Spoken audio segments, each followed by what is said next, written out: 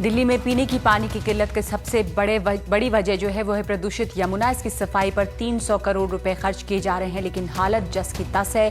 केंद्रीय पर्यावरण मंत्री जयराम रमेश ने यमुना का दौरा किया और दिल्ली और हरियाणा सरकार से जल्द ही इस समस्या को सुलझाने को कहा है।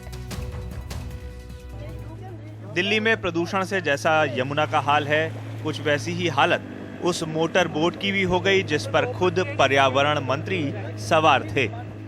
इस पर बैठकर मंत्री जी यमुना में बढ़ते प्रदूषण का जायजा लेने पहुंचे थे। दिल्ली जल बोर्ड की मोटर बोट बीच यमुना में ही बंद हो गई। स्टार्ट करने की काफी कोशिश हुई लेकिन असफल। मंत्री जी यमुना का बेड़ा पार करने गए थे और खुद ही अटक गए। फिर किसी तरह जुगाड़ से मंत्री जी किनारे पर लग पाए, लेकिन दिल्ली में नाले का रूप ले चुकी यमुना को साफ करने का कोई भी जुगाड़ सफल नहीं हुआ। जयराम रमेश ने यमुना का 12 किलोमीटर तक का एनडीटीवी के साथ दौरा किया। वो यमुना के पानी को अपने होठों तक तो ले आए, लेकिन पीने की हिम्मत नहीं जुटा पाए। अभी यहाँ देखिए क्या हो रहा है, ये दृश्य देखिए, इससे तो प्रदूषण ही बढ़ेगा।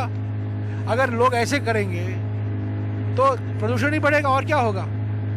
तो इसमें सरकार को भी अपनी जिम्मेदारी निभानी है, पर लोगों को भी साथ ले चलना है। यहाँ डेयरी का मलबा सीधा आता है, डायरेक्टली सॉलिड वेस्ट छोड़ा जाता है। यहाँ की जो अनसूवर्ड कॉलोनियाँ हैं वहाँ से सीधा सूएज का पानी यमुना में आता है। तो ये खास तौर से मैं समझता हूँ दिल्ली में इसको हमें और प्राथमिकता देने की ज़रूरत है।